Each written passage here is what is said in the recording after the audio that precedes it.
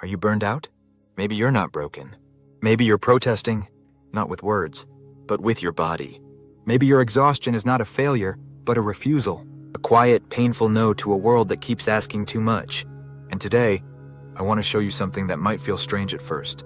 That burnout could be an act of resistance. We live inside a culture that worships achievement.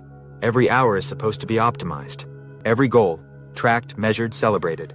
You're told to do more, be more, work harder, stay connected. Even rest is packaged as a productivity tool. Recharge so you can perform better. Meditate to be more efficient. It's never really about peace, just better output. You're constantly pulled forward by invisible strings, deadlines, emails, messages at midnight, calendars filled to the edge. You scroll through highlight reels of people doing more than you, faster, better, younger. And in that environment, stillness feels like laziness. Saying no feels selfish. Slowing down feels like falling behind. But here's the truth no one wants to say out loud. Humans are not machines. You weren't built to function endlessly. You were meant to cycle, to exert and recover, to act and reflect. But when pressure is constant and the space to recover disappears, something starts to crack. That crack is called burnout, and it doesn't happen overnight. It builds slowly, like a whisper you keep ignoring. It begins with a sense of fatigue that no amount of sleep seems to cure. Then the spark you used to feel, it dims. The things you cared about, you stop caring. And eventually, even small tasks feel like mountains. Your motivation collapses under the weight of constant expectation. But here's the thing no one told you. Burnout isn't just exhaustion. It's disconnection. From yourself. From your needs. From your limits. It happens when your boundaries are crossed over and over. Not always by others, but by your own beliefs. That you must always be available. That you can't rest until it's all done. That your worth is tied to your usefulness. So your mind keeps pushing. But your body starts to protest. First it whispers, with tension, headaches, restlessness. Then it starts shouting. Insomnia, anxiety, numbness, even chronic pain. And if you still don't listen, it shuts everything down. You stop functioning. Not because you're lazy, but because you're depleted. It's your body saying, I won't carry this anymore. And maybe that message deserves to be heard. Because burnout is often the first moment when your body speaks the truth your mouth never dared to say. I can't keep pretending. I can't keep performing. I can't keep running on empty just to make someone else comfortable. What if, instead of fixing your burnout, you listened to it? What if you treated it not as a problem to be solved, but as a signal to be understood? Ask yourself, where's the pressure coming from?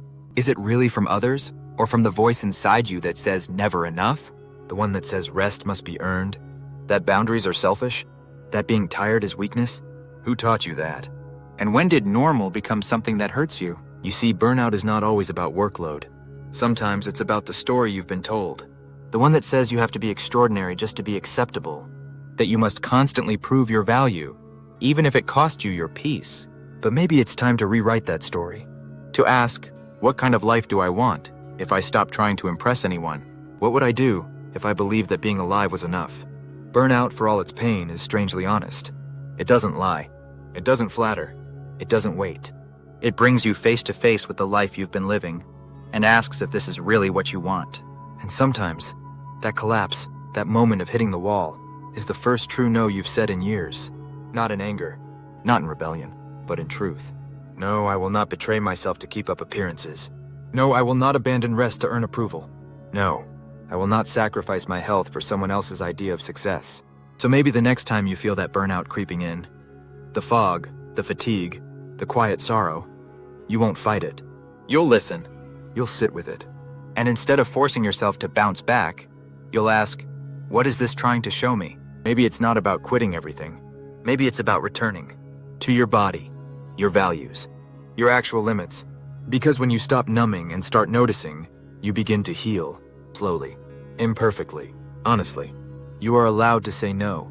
You are allowed to rest. You are allowed to want a life that doesn't burn you out just to feel worthwhile. Burnout is not the end of you. Sometimes it's the beginning of something truer, a quieter rhythm. A life that doesn't demand your soul in exchange for a title, a path that doesn't rush, a self that doesn't need to be earned. So if you're burned out right now, maybe you're not failing.